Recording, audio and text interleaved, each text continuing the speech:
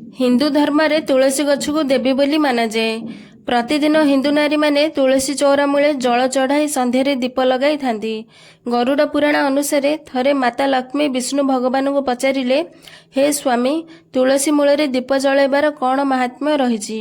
हिंदू नारी माने प्रतिदिन तुलसी मूल कहीं दीप जलाई थांती, यह द्वारा केउं फल प्राप्ति होइथाए। यह शुणी भगवान विष्णु कहिले, हे देवी मु तुमको एक प्राचीन कथा सुनाउछि, जहा द्वारा तुमको तुमर समस्त प्रश्नर उत्तर मिलिजिब। हे देवी एही कथा को ध्यान पूर्वक शुण। एही कथा को संपूर्ण शुणिबा मात्रके व्यक्ति को 100 वर्षर तुलसी को जल चढ़ाइबार पुण्य प्राप्ति होइथाए। कथा शुणिबा पूर्वर जदि आपण आम चैनल रे नुआ आसीछंती तेबे चैनल टी को सब्सक्राइब करि दियंतु। तुंगभद्रा नदीर कूଳରେ हरिपुर नामक एक गाँ थिला। सेही गाँ रे काशी नामक एक ब्राह्मण बास करुथिले। से अत्यंत गुणवान चरित्रवान धर्म मार्ग रे चालुथिले। सेही ब्राह्मणर एक पत्नी थिले जहाकु लोकमाने दोराचारिणी बोली कहुथिले। से सबुबेले ता स्वामी को अपमानित करुथिला। ब्राह्मण बाई केबे भी भोजन बनाउ नथिला। ब्राह्मणर कौनसी कथा शुणु नथिला। ब्राह्मण को भयंकर दुख देउथिला। घर को कौनसी अतिथि आसिले सेमानकु अपमानित करी गाली देई विदा करी देउथिला एवं स्वयं निजे काम बासनारे पड़ी व्यभिचारिणी स्त्री मानक सह पड़ी बुलुथिला। ता मन निज स्वामी को छाड़ी परपुरुषों सह लागी रहुथिला। से केबे भी निज स्वामी सह भलरे कथा हेउ नथिला, किंतु परपुरुष को मोहित करिबा पई सजबाज होई गाँ गाँ बुलिबाकू जाउथिला।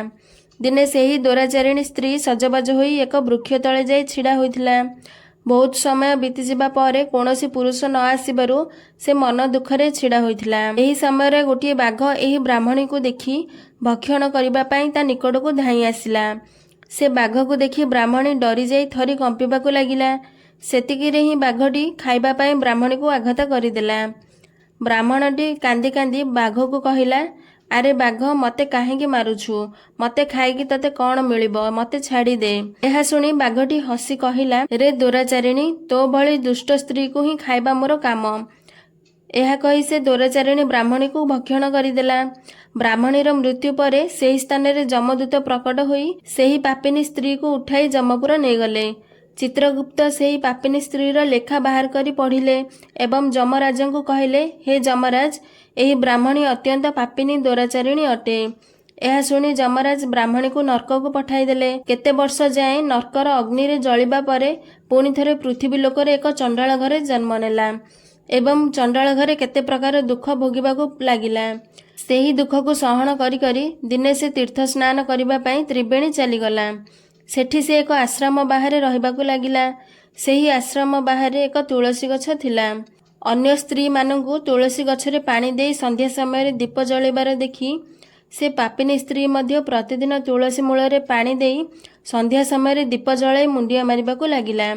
दिने हृदघात रोगरे तार मृत्यु होईगला। जमदूत माने पुणी थरे सेही स्त्री लोक को नबा पई आसिले। सेही समय विष्णुदूत आसी जमदूत को अटकाई कहबाकू लागिले, हे जमदूत सेही स्त्री को छाड़ी दियो, ए नर्क को जीवा पई योग्य नुहे।